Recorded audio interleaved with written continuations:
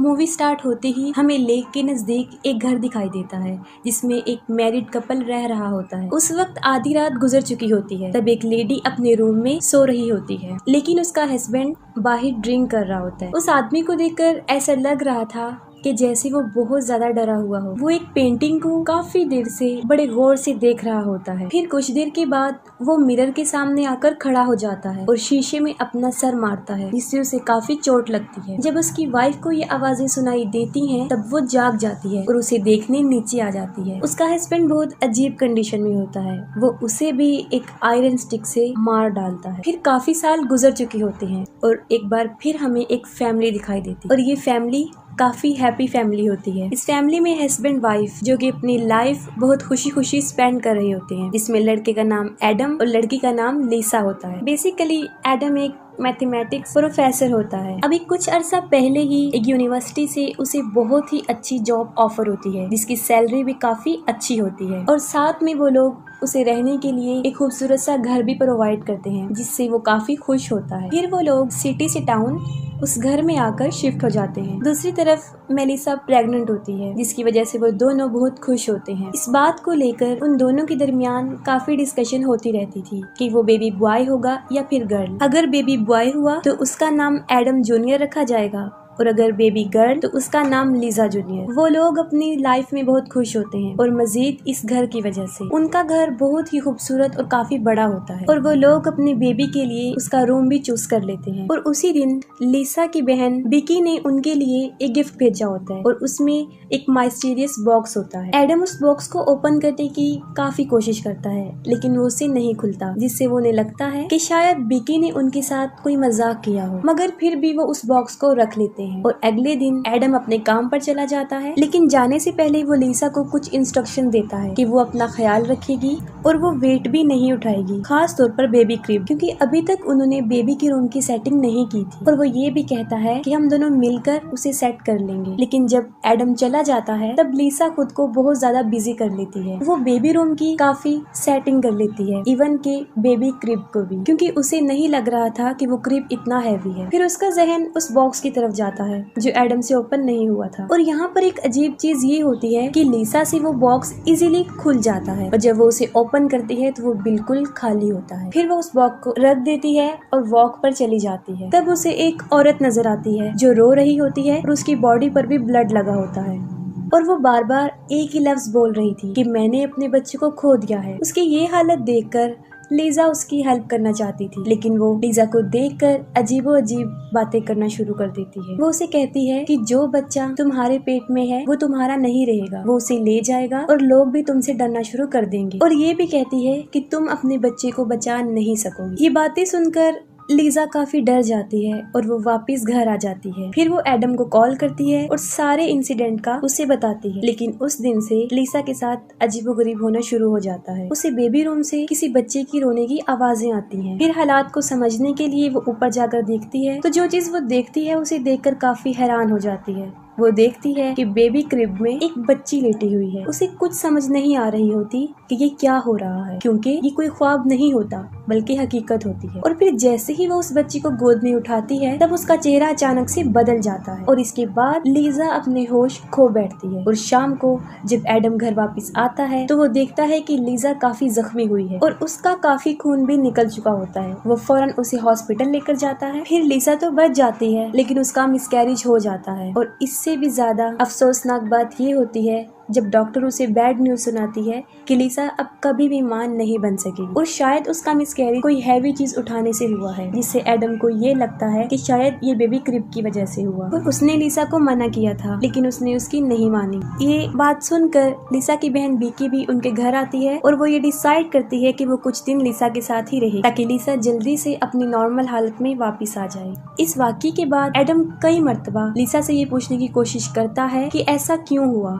और उस दिन ऐसा क्या हुआ था, क्या उसने वाकई कोई हैवी चीज उठाई थी? जिसके जवाब में लिसा उसे सच बता देती है, वो जंगल वाला इंसिडेंट, वो स्ट्रेंज वुमेन, फिर बेबी के रूम से बच्चे के रोने की आवाजें और वहाँ पर उस छोटी बच्ची का मिलना। और जैसे ही उस बच्ची को गोद में उठाया उसे कुछ भी याद नहीं रहा, क्योंकि तब वो अपने होश खो बैठी थी। यहाँ पर एक बात तो क्लियर हो जाती है कि उनके साथ कुछ अजीबोगरीब हो रहा था, और साथ में एडम को वो मिस्टीरियस बॉक्स भी मिल जाता है जो अब इजीली ओपन हो रहा था। तब एडम लिसा को बताता है, जिस पर वो कहती है कि इस बॉक्स को तो मैंने उसी दिन खोल लिया था जब ये वाकया पेश आया। और फिर वो बिकी से पूछते हैं कि उसने उन्हें ये बॉक्स क्यों दिया जो पहले तो नहीं खुल रहा था और अब खुल चुका है और खाली भी है। जिस पर वो कहती है कि ये मैंने किसी घर की आइटम्स की सेल पर खरीदा था और मैंने इसको लिसा को गिफ्ट कर दिया। लेकिन रियलिटी तो ये होती है कि उस बॉक्स ने पहले तो बिकी को अट्रैक्ट किया और फिर लिसा को, तभी तो उसने ये बॉक्स ओपन कर लिया था। लेकिन उन लोगों को इसके बारे में कोई आइडिया नहीं होता और फिर नॉर्मल लाइफ चलती रहती है। और फिर कुछ दिन गुजर जाने के बाद लिसा को अपने घर से कुछ महसूस होना शुरू हो जाता है जिसे वो बता भी नहीं सकती थी। जैसे अक्सर घर के मिरर्स में लिसा का रिफ्लेक्शन काफी अजीबोगरीब बिहेव करता। और एक सुबह जब बिकी और लिसा योगा कर रहे होते हैं तब एक बार फिर लिसा को किसी बच्चे के रोने की आवाजें आती हैं। इस बात को वो बिकी से भी शेयर करती है।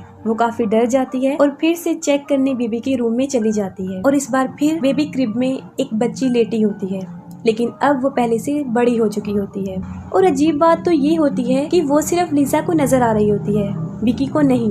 फिर वो अपनी बहन को एक्सप्लेन करती है कि वो नॉर्मल है और वो वाकई एक बच्ची को देख रही है। फिर रात को एडम देखता है कि लिसा अपने बेड पर नहीं है। वो उसे देखने के लिए जाता है। तब लिसा उसे फायर प्लेस के पास खड़ी हुई मिलती है जो कि एक पेंटिंग को मुसलसल घूर रही होती है। वो एडम को बताती है कि हमारे साथ कुछ अजीब हो रहा है, क्योंकि जब हमारे साथ हादसा पेश आया तब ये पेंटिंग ऐसी नहीं थी और अब ये पेंटिंग बिल्कुल बदल चुकी है। क्योंकि पहले उस पेंटिंग में ये था कि 4 बच्चे खेल रहे थे और उन्हें एक औरत बैठकर देख रही थी, लेकिन अब ऐसा कुछ नहीं हो रहा होता। और वाकई ही वो पेंटिंग बदल चुकी होती है, क्योंकि वो औरत अब अपने बच्चों की तरफ नहीं बल्कि साइड पर देख रही होती है। और इस बात को सिर्फ लिसा महसूस करती है, एडम नहीं। और वो उसे समझाता है कि तुम अपने बेबी को खो देने की वजह से ऐसी हो गई हो, जिसकी वजह से तुम काफी अपसेट हो और तुम्हारी ऐसी हालत है। और फिर बिकी के साथ भी एक अजीब चीज होती है जब वो नोटिस करती है कि मिरर उसका रिफ्लेक्शन एज इट इज नहीं दिखा रहा और मिरर में नजर आने वाली लड़की बेकी तो बिल्कुल भी नहीं लग रही थी। और फिर देखते ही देखते उसकी रिफ्लेक्शन उसे मारने की कोशिश करती है और उसके दिमाग पर ऐसा असर कर देती है कि वो अपनी बहन को बताए बगैर वहाँ से चली जाती है। लिसा को इस बात का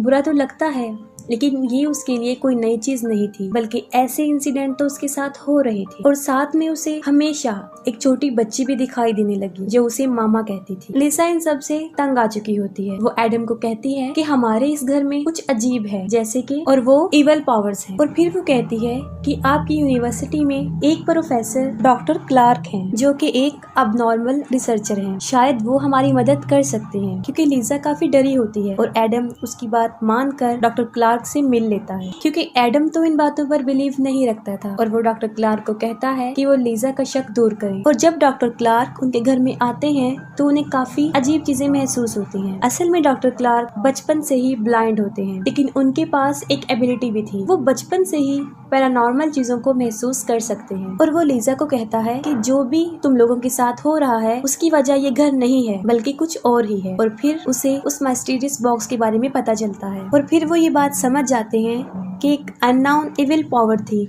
जो उस बॉक्स में कैद थी, और जैसे ही उसे ओपन किया गया तो वो आजाद हो गई। और जिसने भी उस बॉक्स को ओपन किया है वो उसके साथ ही है, तो वो चीज उनके साथ ही है। वो जहाँ जहाँ जाएंगे वो चीज उनके साथ होगी। ये बातें सुनकर एडम काफी गुस्से में आ जाता है और वो डॉक्टर क्लार्क को बाहर निकाल देता है और कहता है कि मैंने आपको ये कहा था कि आप लिसा का शक दूर करें, लेकिन आपने तो उसे मजीद डरा दिया। जिस पर डॉक्टर क्लार्क उसे समझाने की कोशिश करता है कि तुम लोगों को शायद पता नहीं है कि तुम कितनी बड़ी मुसीबत में हो, लेकिन वो उसकी कोई बात नहीं सुनता।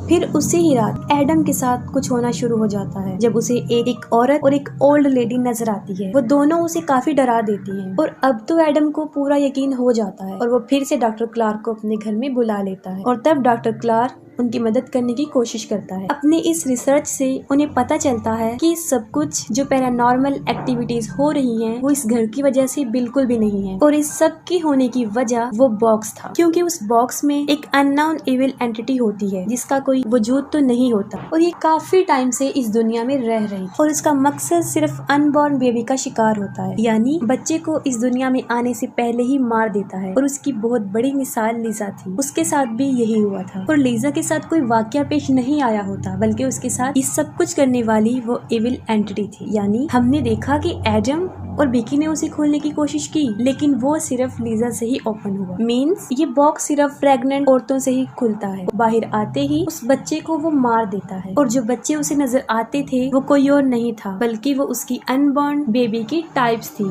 कि अगर वो इस दुनिया में आ जाती तो वो ऐसी हो, और वो बच्ची स्टेप बाय स्टेप बड़ी होकर ऐसी होती। जैसे लीजा को पहले छोटी सी बच्ची नजर आई थी, फिर उससे बड़ी, और फिर वो लेडी और ओल्ड लेडी, और वो बच्चे की ओल्ड वर्जन थी। और ये इविल एंटिटी ज्यादातर मिरर्स और पेंटिंग्स में होती थी, क्योंकि उसका कोई वजूद तो था नहीं कि वो दुनिया में रहती, और ये पावर लोगों के दिमाग को अपने कंट्रोल में करके उन्हें अजीबोगरीब चीजें दिखाती थी, और ऐसा उन तीनों के साथ कई दफा हो चुका था। और इस एंटिटी को मारा तो नहीं जा सकता, सिर्फ कैद किया जा सकता है, और इसे कैद करने के लिए सेक्रीफाइस करना पड़ता है। इसका मतलब ये था कि अगर उस औरत को मारा जाए तो वो एंटिटी कैद हो जाए, और यही वजह थी जब पहली फैमिली में आदमी ने अपनी बीवी को मार दिया, और उनके ही घर के सामान में लीजा को वो बॉक्स बिकी ने दिया था, वहाँ से मिला था। और जंगल में नजर आने वाली औरत उस मरी हुई औरत की सोल थी, जो उस एंटिटी के साथ उस बॉक्स में कैद। लेकिन एडम लीजा को मारना नहीं चाहता था। एडम बहुत कोशिश करता है कि वो लीजा को इस मुसीबत से बचा ले, लेकिन